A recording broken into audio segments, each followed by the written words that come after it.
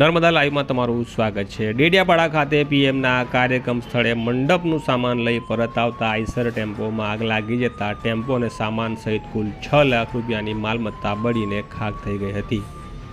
ટેમ્પાના ચાલક મહેન્દ્રભાઈ પોતાનું tempo number GJ 022795 ડેડિયાપાડાના પીએમનું programme પૂર્ણ થતાં કાઉન્ટર સહિતના પ્લાય અને લાકડા ભરીને પરત આવી રહ્યા હતા। ત્યારે 16/11/2025ની સમી સાંજે ખામર અને બોરીદરા ગામની વચ્ચે અચાનક ટેમ્પોમાં આગ લાગી જતા ટેમ્પો ભળભળ સળગી ઉઠતા ચાલક મહેન્દ્રભાઈ જીવ બચાવવા ટેમ્પોમાંથી કૂદી પડ્યા હતા। તેમનો આબાદ બચાવ થયો હતો।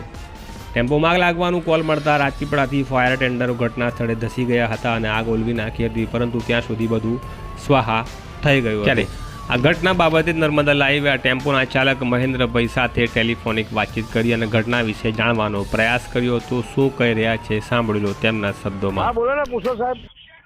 કેવી આગ લાગી હતી?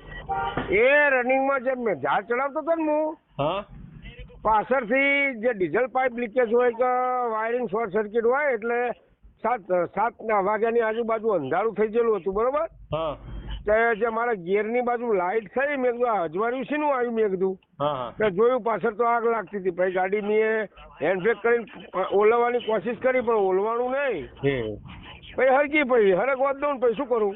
હા, બરાબર છે। તો પછી કેટલું એમાં શું ભરેલો સામાન? શું ભરેલો હતો સામાન? આપડા નરેન્દ્ર મોદી આવ્યા હતા ને એના કાઉન્ટર ભરેલા હતા આપણે। અચ્છા, લાકડામાં જ બધા હતા પાટિયા અંદર? હા, પાટિયા હતા અંદર। કેટલું નુકસાન થયું ગાડી અને સામાન સહિત? એન્જિન મેં પેલું એ થઈ ગયું, કેબિન આખું હરગી ગયું, બેટરી હરગી ગઈ, હા, પાછળના 2 ટાયર હાજર રહ્યા।